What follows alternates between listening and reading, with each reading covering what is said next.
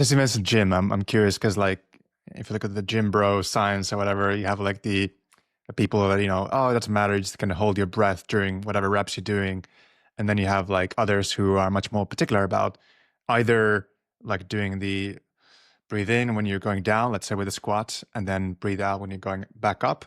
And then you have even people that say never hold your breath, like try to continuous breathing throughout the whole exercise with that rhythm. Which camp do you fall into? And is there any evidence to back anything up here Yeah. from science? Again, science isn't there. However, what I would, what again, I teach, and probably in those latter two ones you talked about, is you can either use the breath kind of through the movement, or try and just breathe when you need to breathe, regardless of what part of the moment you're in.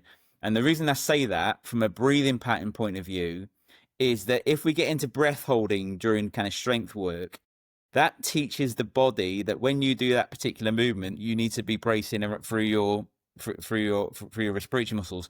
So you start to teach yourself to learn to use your respiratory muscles to brace to do the activity. And an example of this is where when I work with a lot of individuals, I ask them to go, right, just go down there and hold a plank for me.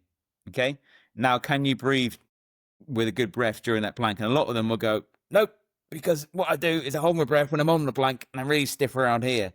And basically they've taught themselves to hold the plank with a lot of tension around their rib cage. And actually, the whole point of the plank is to kind of really work the muscles around the pelvis area, so working the glutes and the abdomen and the lower back and things to hold. So if especially when you're doing things like core work, the idea is not to hold your breath at all. It's to basically, you should be breathing in or breathing out during all of that core work. And probably the only time I say maybe it is beneficial to hold your breath if you are really going for it on the powerlifting. If you're really kind of doing those 1-2 rep absolute flat out breaths. So piece of work where you're really trying to get everything up. Then maybe that breath hold is good for those type of like 1 rep, 2 rep absolute beastie type maneuvers.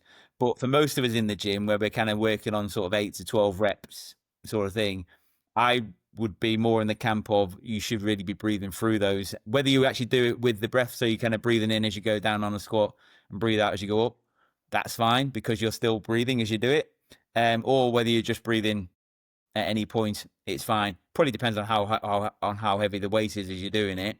But breathing through the exercises, I would be all on that rather than breath holding. Don't do that because it teaches your body to basically brace around your rib cage, which ultimately is probably going to teach it to hold your posture a lot around your rib cage. Yeah, yeah.